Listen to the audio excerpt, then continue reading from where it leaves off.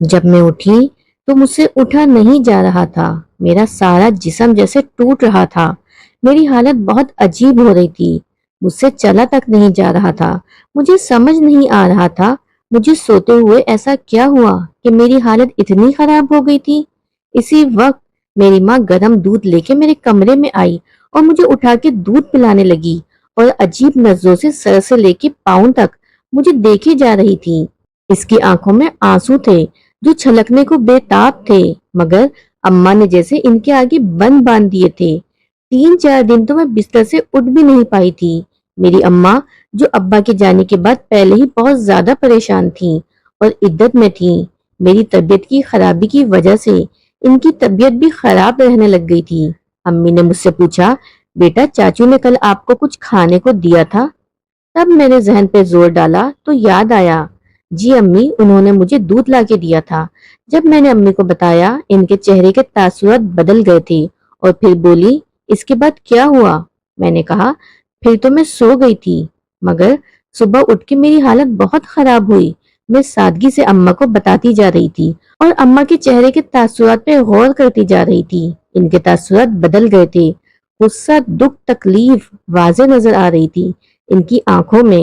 اب امی ایک پل کے لیے بھی مجھ سے جدا نہیں ہوتی تھی، وہ میرے ساتھ ہی سونے لگی تھی۔ ایک ماہ گزرا تھا کہ میری طبیعت خراب رہنے لگی تھی اور مجھے چکر آتے، الٹیاں آتی تھیں۔ جب میں امی سے یہ سب کہتی تو مجھ سے نظریں چرا لیتی تھی۔ اب مجھے پکا یقین ہو گیا تھا کہ مجھے کوئی نہ کوئی بڑی بیماری لگ گئی ہے۔ دیکھتے ہی دیکھتے میرا پیٹ بھی بڑھنے لگا تھا۔ دادی مجھے طاقت کی چیزیں کھلاتی تھی اور بولتی تھی، ان دنوں میں ایسی غذائیں کھاتے ہیں۔ یہ سب سن کے تو مجھے لگتا تھا میرے پاس دن بہت کم ہے، مرنے والی ہوں میں۔ تبھی دادی بار بار ان دنوں میں بولتی رہتی تھی۔ مجھے اپنی ماں کا دکھ ہوتا تھا، بابا بھی انہیں 3 ماہ پہلے چھوڑ کے چلے گئے تھے اور اب میں بھی ماں کو چھوڑ کے جانے والی تھی۔ میری خراب طبیعت، بڑھتا ہوا پیٹ مجھے مایوسی کی طرف لے جا رہا تھا۔ جب میں 8 سال کی تھی تو ہم یہ گاؤں چھوڑ کے چلے گئے تھے۔ ابا شہر میں نوکری کر رہے تھے اور ہم شہر میں رہتے تھے۔ دادی اکثر ہم سے ملنے آتی تھی اور ابا بھی وہیں آ جاتے تھے، لیکن اس دوران میں کبھی بھی گاؤں میں نہیں آئی تھی۔ ابا کے فوت ہونے کے بعد ہم کو مسلسل گاؤں میں آنا پڑا۔ ابا کو بھی گاؤں میں ہی دفنایا گیا تھا۔ اماں عدت میں بیٹھی ہوئی تھی، ابا کا دکھ اپنی طرف، لیکن گاؤں میں میرا دل نہیں لگ رہا تھا۔ آج کل چاچو جو ہر وقت میرا خیال رکھتے تھے، مجھے گھمانے کے لیے لے جاتے تھے، مجھے کھانے پینے کے لیے چیزیں لا کے دیتے تھے۔ چاچو بہت اچھے تھے، ان کی شکل بھی ابا ہی کی طرح تھی، لیکن نہ جانے کیوں امی چاچو کا میرا خیال یوں رکھنا بہت برا محسوس کرتی تھی۔ اکثر مجھے چاچو سے دور رہنے کی بولتی تھی، لیکن دادی امی کو گھورتی رہتی تھی۔ دادی کا امی کو گھورنا، چاچو کا میرا اتنا خیال رکھنا، یہ سب باتیں مجھے سمجھ میں نہیں آ رہی تھی۔ یہ کیا چکر ہے؟ اسی رات امی اپنے کمرے میں تھی، چاچو میرے لیے گرم دودھ لے کر آئے اور انہوں نے مجھے اصرار کر کے دودھ پلایا۔ اس کے بعد مجھے کچھ ہوش نہیں رہا تھا، میں سو گئی تھی، لیکن جب صبح میں اٹھی تو مجھ سے اٹھا ہی نہیں جا رہا تھا۔ میری حالت بہت خراب تھی۔ اس کے بعد میری طبیعت سدھرنے کے بجائے بگڑتی ہی چلی جا رہی تھی۔ خاص کر بڑھتے ہوئے پیٹ نے مجھے پریشانی میں مبتلا کر رکھا تھا، اور ایک روز میرے گھر والے مجھے ہسپتال لے گئے۔ وہاں پہ میں نے خوبصورت سے بیٹے کو جنم دیا۔ اس بیٹے کی شکل دیکھ کے میرے پیروں تلے سے زمین نکل گئی۔ استغفر اللہ، کیونکہ اس کی شکل تو بالکل میرے سگے۔ تو ہماری زندگی بہت خوش باش گزر رہی تھی، لیکن ابا کی موت سے حالات ایک دم سے بدل گئے۔ میری زندگی کا سب سے مشکل ترین وقت تھا جب میں 14 سالہ پیگننٹ تھی۔ مجھے اس عمر میں کوئی سمجھ بوجھ نہیں تھی۔ میرے پیٹ میں ایک بچہ تھا اور مجھے اس بارے میں کچھ بھی پتہ ہی نہیں تھا۔ ایک تو میں عمر میں کم تھی، دوسرا مجھے کچھ سمجھ بھی نہیں آ رہا تھا۔ ان سب کی وجہ یہ تھی کہ میری اماں مجھے ایسی باتوں سے دور رکھتی تھی، اور اسی وجہ سے یہاں مجھے کوئی کچھ سمجھا بھی نہیں پا رہا تھا۔ سب بس خاموشی سے بیٹھے ہوئے تھے۔ بہت زیادہ پریشان رہنے لگی تھی۔ میرا پیٹ خود بخود بڑھتا چلا جا رہا تھا، جبکہ میں یہ سوچتی تھی میری تو اتنی خوراک بھی نہیں ہے، پھر میرا پیٹ کیوں بڑھ رہا ہے؟ لیکن میں نادان، مجھے علم ہی نہیں تھا کہ میں حاملہ ہوں۔ میں وقت سے پہلے ہی بڑی ہو گئی تھی اور عمر سے زیادہ بڑی بڑی لگنے لگی تھی۔ میں اپنے وجود میں بہت سی تبدیلیاں محسوس کر رہی تھی، لیکن میں جب بھی اپنی ماں سے اس بارے میں بات کرنے کی کوشش کرتی تو ماں میری باتوں کو گول مول کر دیتی۔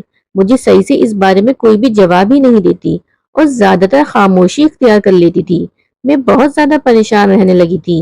ایک دن میرے پیٹ میں یکدم سے بہت درد اٹھا۔ مجھے میرے گھر والے ہسپتال لے کے بھاگے، مجھے فوراً ہی آپریشن تھیٹر پہنچا دیا گیا۔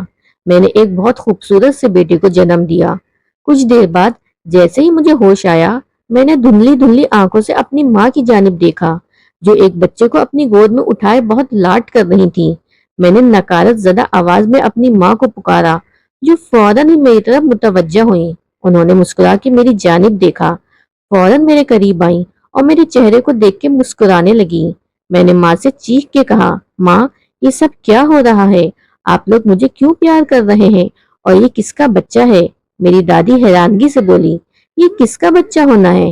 ظاہر سی بات ہے تو ہسپتال میں بیڈ پہ لیٹی ہے، یقیناً یہ تیرا ہی بچہ ہوا نا۔ ہم کیوں کسی غیر کے بچے کو پیار کریں گے؟ ظاہر سی بات ہے اپنے بچے کو ہی پیار کریں گے۔ دادی کی بات سن کے مجھے اپنی سماعت پہ یقین نہیں آ رہا تھا۔ دادی کیا بول گئی؟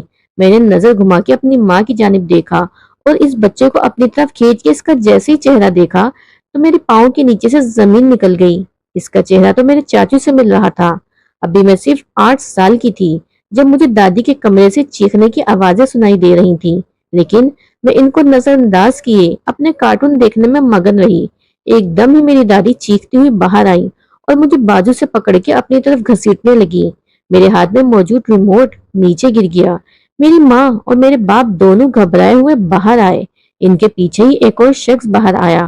وہ شخص کوئی اور نہیں، میرے بابا کے کزن یعنی میرے چاچو تھے، جن کو میں بچپن سے ہی چاچو چاچو بولتی تھی۔ دادی کا چہرہ سرخ ہو رہا تھا۔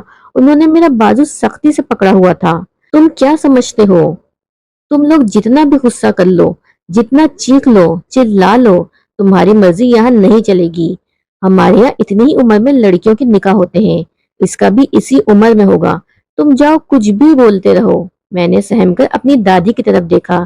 میرے بابا بولے، امی ہم بعد میں بات کریں گے، میری بچی ڈر رہی ہے، اس کا بازو چھوڑ دیں، اتنا زیادہ غصہ ہونے کی ضرورت نہیں، ہم بیٹھ کے بات کر لیں گے۔ دادی ایک بار پھر بولی، مجھے صاف طریقے سے بتا دو، میری بات پہ تم لوگ عمل کر رہے ہو یا نہیں؟ اس کا نکاح ابھی اور اسی وقت یاسر سے کرتے ہو یا پھر میں اسی وقت گھر چھوڑ کے چلی جاؤں؟ دادی کسی طور پہ قابو میں نہیں آ رہی تھی۔ بابا ایک بار پھر نرم لہجے میں بولے، امی بات کو بڑھائے نہیں، میں مانتا ہوں مجھ سے غلطی ہو گئی ہے، میں معافی مانگتا ہوں، آپ جیسا کہیں گی میں ویسا ہی کروں گا، لیکن تھوڑا وقت رک جائیں، میں اپنی بچی کا اتنی جلدی نکاح نہیں کر سکتا۔ میرے سر سے تو یہ ساری باتیں ہوا کی طرح گزر رہی تھی، مجھے کچھ بھی سمجھ نہیں آ رہا تھا، یہ سب کیا باتیں ہو رہی ہیں؟ امی الگ پریشان تھی، ابو الگ پریشان لگ رہے تھے، دادی اتنے غصے میں تھی، سب کے رنگ اڑے ہوئے تھے اور میں سہمی ہوئی نظروں سے اپنی دادی کو دیکھ رہی تھی، لیکن مجھے اندازہ نہیں تھا یہاں پہ میری شادی کی باتیں چل رہی ہیں۔ میں صرف 8 سال کی تھی، مجھے کچھ بھی سمجھ نہیں آ رہا تھا اور نہ ہی کچھ پتا تھا۔ دادی ایک دم سے تیش میں بولی، تم ابھی اور اسی وقت اس کا نکاح یاسر سے کر رہے ہو یا نہیں؟ مجھے صرف اتنا بتا دو۔ میں اپنے بابا کے چہرے کو دیکھ رہی تھی جو بہت بے بس نظر آ رہے تھے۔ انہوں نے نگاہ گھما کے میری ماں کی جانب دیکھا جو مسلسل نفی میں سر ہلا رہی تھی، اور دوبارہ سے انہوں نے دادی کی جانب دیکھ کے بولا، جیسے آپ کہیں گی ویسے ہی ہوگا، نکاح ابھی اور اسی وقت ہوگا، قاضی کو بلایا جائے، میں نکاح کے لیے تیار ہوں، پلیز میری بیٹی کا ہاتھ چھوڑ دیں۔ پہلے کبھی میں نے ان باتوں پہ غور نہیں کیا تھا، لیکن اب میں پرانی باتوں کو سوچ رہی تھی تو مجھے یہ سب کچھ یاد آ رہا تھا۔ اب دادی میرے سر پہ بڑا سا لال دوپٹہ دے کے گئی اور قاضی نے سامنے آ کے میرا نکاح پڑھا دیا۔ اس وقت تو مجھے معلوم ہی نہیں تھا کہ سچ میں میرا نکاح ہو رہا ہے، کیونکہ ہم اپنے گڈو گڑیوں کا نکاح کرتے تھے، ان کی شادی کرواتے تھے اور خوش ہوتے تھے۔ اسی طرح مجھے بھی لگ رہا تھا کہ میں کوئی گڑیا ہوں اور چاچو گڈا اور ہماری شادی کر دی جا رہی ہے، لیکن میں بالکل یہ نہیں جانتی تھی کہ ہماری شادی سچ میں ہو رہی ہے۔ اسی دن ہم شہر کے لیے روانہ ہو گئے تھے۔ میرے ابا اپنی ماں سے ناراض تھے اور امی کی روتی ہوئی لال آنکھیں مجھے پریشان کر رہی تھیں۔ ابا کی منگنی بچپن میں کزن کے ساتھ ہو گئی تھی، لیکن ابا نے میری امی کو پسند کر لیا تھا اور ان سے شادی کر لی تھی۔ اس بات سے دادی بہت زیادہ ناراض تھی، لیکن مجبوراً اکلوتے بیٹے کو اور اس کی بیوی کو قبول کر لیا۔ جب میں پیدا ہوئی تو ابا کی پڑھائی مکمل ہو چکی تھی، ہم لوگ گاؤں آ گئے تھے۔ اب وہ جاب کی کوشش کر رہے تھے اور پرائیویٹ کمپنی میں نوکری کرتے تھے، اور امی دادی کے ساتھ گاؤں میں رہتی تھی۔ دادی کبھی بھی میری امی سے خوش نہیں تھی، وہ ہمیشہ امی سے لڑتی رہتی تھی، لیکن امی خاموش رہتی تھی، پلٹ کے انہیں کوئی جواب نہیں دیتی تھی۔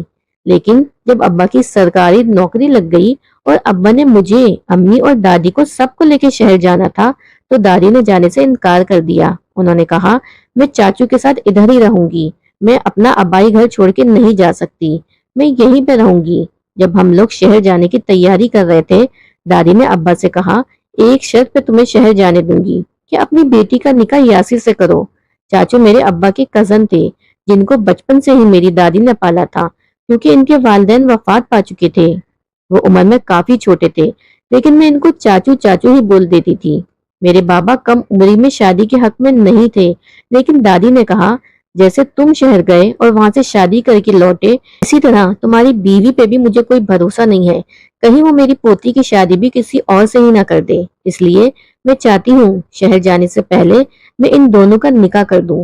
مجبوراً میری اماں ابا کو ہتھیار ڈالنے پڑے اور میرا نکاح چاچو کے ساتھ ہو گیا، اور ہم اسی دن شہر چلے گئے اور شہر میں ہی رہنے لگے۔ لیکن ابا کی وفات کے بعد ہمیں گاؤں آنا پڑا۔ گاؤں آ کے چاچو ہر وقت میرے ارد گرد منڈلاتے رہتے تھے، اور اب میں 14 سال کی ہو چکی تھی۔ تبھی میرا پیٹ بڑھنے لگا اور مجھے پتہ ہی نہیں چلا۔ یہ سب راز مجھ پہ تب کھلے جب میں بیٹے کی ماں بن گئی، اور اس کی شکل ہو بہو چاچو جیسی تھی۔ یہ دیکھ کے میں حیران ہوئی، کیونکہ میں ان کو ہمیشہ اپنا چاچو ہی سمجھتی تھی، میں نے کبھی ان کو اس نظر سے نہیں دیکھا تھا۔ اور جب میں انہی کے بچے کی ماں بن گئی تھی، وہ بھی 14 سال کی عمر میں بالکل چپ ہو گئی تھی جب میری ماں نے مجھے سارا سچ بتایا کہ تمہارے ساتھ اس رات دودھ پلانے کے بعد چاچو نے یہ سب کیا تھا۔ مجھے یقین نہیں آ رہا تھا، جن کو ساری عمر میں چاچو سمجھتی رہی وہ میرے شوہر نکلے۔ مجھے میرے شوہر کے کمرے میں شفٹ کر دیا گیا تھا۔ جب میرے شوہر کمرے میں آئے تو میں ان پہ برس پڑی۔ میں نے ان سے پوچھا کیا ملا آپ کو میرے ساتھ یہ سب کچھ کر کے؟ آپ جانتے تھے میری عمر نہیں ہے یہ سب سمجھنے کی، پھر آپ نے میرے ساتھ اتنا بڑا ظلم کیوں کیا؟ آپ کچھ انتظار نہیں کر سکتے تھے؟ میں ان کی طرف دیکھ کے سوال کر رہی تھی، اور ان کی نگاہ مسلسل میرے بیٹے پہ جمی ہوئی تھی۔ انہوں نے بے ساختہ میری جانب دیکھا اور دھیمے لہجے میں بولے تم بیمار ہو، طبیعت ٹھیک نہیں ہے، سوال مت کرو، آرام سے سو جاؤ، ہم بعد میں بات کریں گے۔ ان کا لہجہ کافی دھیما تھا۔ میں ایک دم تن کے بولی آپ مجھے بتائیں گے کہ آپ نے مجھے اتنی سی عمر میں یہ روک کیوں دیا؟ میرے ساتھ اتنی بڑی زیادتی کیوں کی آپ نے؟ یہ سب کر کے مجھ سے میرا بچپن چھین لیا، برباد کر کے رکھ دیا۔ میں کبھی آپ کو معاف نہیں کروں گی۔ میں ایک دم ہذیانی سے ہو رہی تھی۔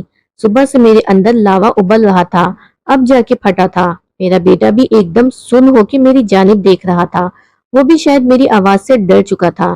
میرے شوہر ایک دم اپنی جگہ سے کھڑے ہوئے اور میرے پاس آ کے بیٹھے۔ وہ مجھے قابو کرنے کی کوشش کرنے لگے، اور جیسے ہی انہوں نے مجھے چھونے کی کوشش کی، میں نے بے دردی سے ان کا ہاتھ جھٹکا اور چیخ کے بولی دور رہیں مجھ سے، آپ پہلے برباد تو مجھے کر ہی چکے ہیں، اب مزید کیا کرنا چاہتے ہیں؟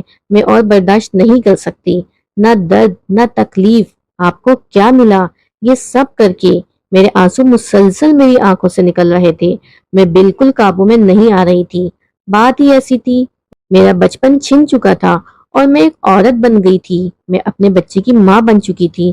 اتنی سی عمر میں انہوں نے چند سیکنڈ میں میرے چہرے کو دیکھا اور خاموشی سے باہر چلے گئے۔ ان کے جانے کے بعد میں اپنا چہرہ ہاتھ میں لے کے پھوٹ پھوٹ کے روتی رہی۔ میری زندگی کا خطرناک دور تو اب شروع ہوا تھا۔ بچہ وہ بہت چھوٹا سا تھا، اور میں خود بھی اتنی چھوٹی سی تھی کہ کیسے سنبھالتی اس کو۔ میرے تو ویسے بھی پڑھنے کے دن چل رہے تھے، اور میرے لیے مشکلیں بڑھتی چلی گئیں۔ اپنی پڑھائی کے ساتھ ساتھ اپنے بیٹے کی دیکھ بھال بھی نہیں کر پاتی تھی۔ وہ اتنا چھوٹا سا تھا، مجھے بے حد خوف محسوس ہوتا تھا اس کو اپنی گود میں لیتے ہوئے۔ میری ماں، میری دادی، میرا شوہر میرا بہت ساتھ دیتے تھے ان کی دیکھ بھال کرنے میں۔ شروع کے دنوں میں تو میں یاسر کو منہ تک نہیں لگاتی تھی، ان کو دیکھنا بھی گوارا نہیں کرتی تھی، لیکن انہوں نے میری ہر بدتمیزی کو نظر انداز کیا اور میرا خیال رکھنے لگے۔ مجھے اب ان کے ساتھ کی عادت ہو چکی تھی، اور ان سب چیزوں سے پہلے بھی ہماری بہت اچھی دوستی تھی، لیکن ان کی اس حرکت کے بعد میں ان کو چاہ کے بھی معاف نہیں کر پا رہی تھی۔ لیکن وقت کے ساتھ ساتھ ان کے اور میرے تعلقات واپس ٹھیک ہو گئے۔